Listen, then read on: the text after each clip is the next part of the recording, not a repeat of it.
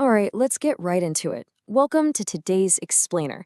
If you're absolutely tired of getting chopped up in the markets and you're finally ready to make that leap from a reactive, retail mindset to the calculated, cold-blooded execution of a professional trader, well, you are in exactly the right place. Today, we are delivering a definitive masterclass on the strategic mastery of breakout trading. We're going to completely deconstruct the exact mechanics of high-probability breakouts and show you exactly how the pros manage risk to catch those massive market trends. Okay, let's dive into this. You know that feeling when you enter a breakout trade thinking, yes, this is the one, it's finally breaking through, only to watch the price immediately do a brutal 180-degree reversal, stop you out, and then casually resume its original trend without you. Yeah, it's an incredibly frustrating feeling. You're just sitting there staring at the screen, feeling like the market is personally out to get you. It's a completely relatable experience, and trust me, every single trader has gone through it.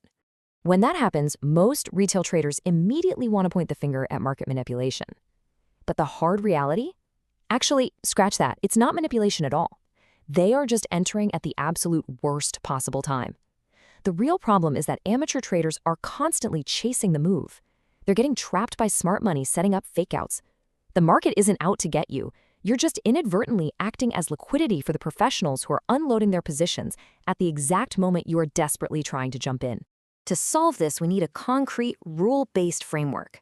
So here is our roadmap for today's explainer. Number 1, what is a breakout? 2, breakout traps to avoid.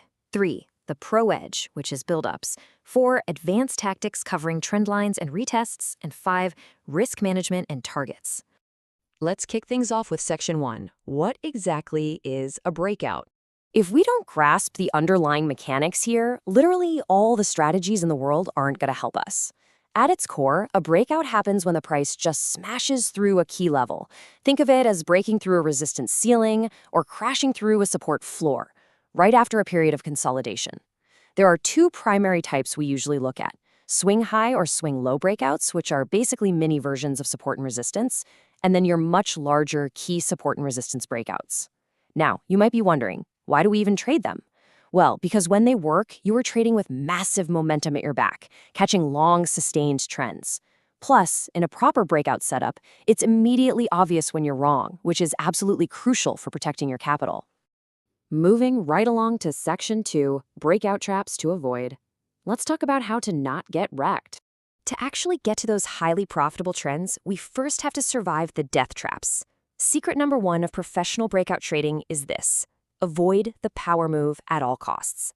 A power move is when the price moves way too fast, way too soon. It's that massive, super exciting green candle blasting higher on your screen. When you see that, you have to resist the urge to buy. That is very often smart money unloading their positions on late retail buyers. Chasing a power move forces you to use an incredibly wide stop loss because there's literally no nearby market structure to lean on. And a wide stop loss, that completely kills your risk-to-reward ratio. No thank you. Secrets number 2 and 3 are equally vital here. Don't trade against the trend, and whatever you do, don't trade into major obstacles. Think about it like this. If a river is flowing aggressively south, you don't jump in and try to swim north. Trading a bullish breakout in a macro downtrend is literally like walking straight into oncoming traffic. Your gains will be strictly limited, and a fakeout is almost guaranteed. Furthermore, you always need a clear highway. If there's a major higher time frame resistance level looming right above your breakout point, that obstacle is probably going to crush your trade. You want clear skies ahead before you enter. Which brings us to section 3, the pro edge, otherwise known as buildups. This is where patience really pays off. So if we aren't chasing those flashy power moves, how exactly are we getting in? The myth of the textbook breakout is that you just blindly buy as soon as a line is crossed on your chart. But the reality of how professionals actually trade is vastly different. Amateurs chase power moves with wide stops, just hoping the momentum continues forever. Professionals? We wait for tight buildups right at the breaking point.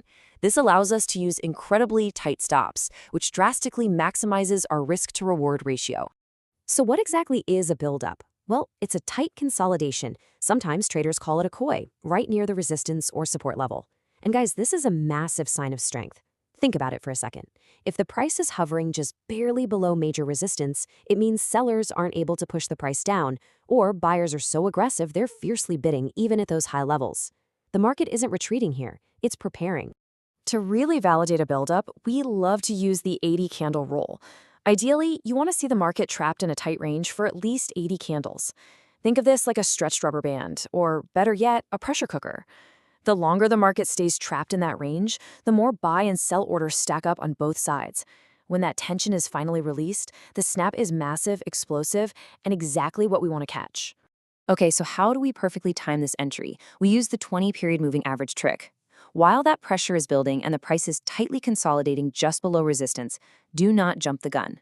Patiently wait for the 20 MA to catch up and actually touch the lows of that buildup.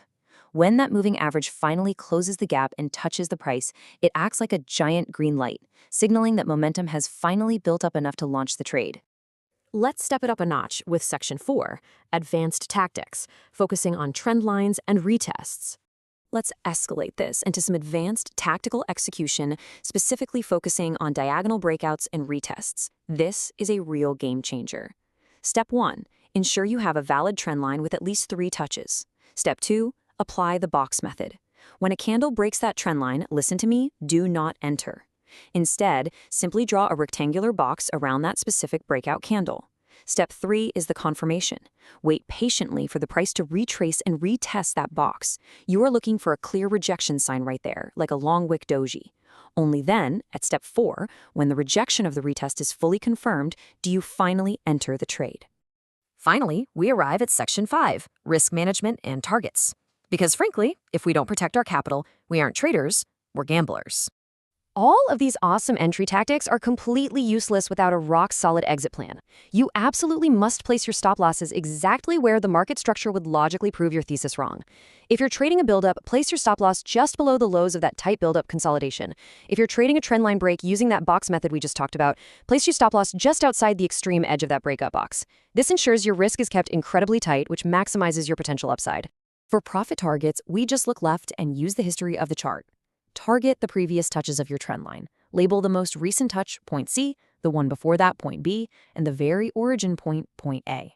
The pro tip here is to take partial profits early at point C to secure some capital and then aggressively trail your stop loss. This gives you a totally risk-free trade while allowing the rest of your position to run and capture those massive gains toward points B and A.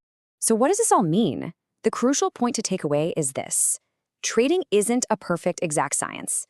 But by refusing to chase those power moves, by demanding 80 candle buildups, utilizing the 20-period moving average, and enforcing the box method, you turn a chaotic concept into a repeatable, highly profitable strategy. You are no longer reacting to the market, you are executing a plan. I highly encourage you to pull up your charts right now and look for these exact setups. The market is leaving clues everywhere. But the real question is, the next time a massive green candle tempts you to chase a fakeout, will you have the cold-blooded patience to wait for the buildup?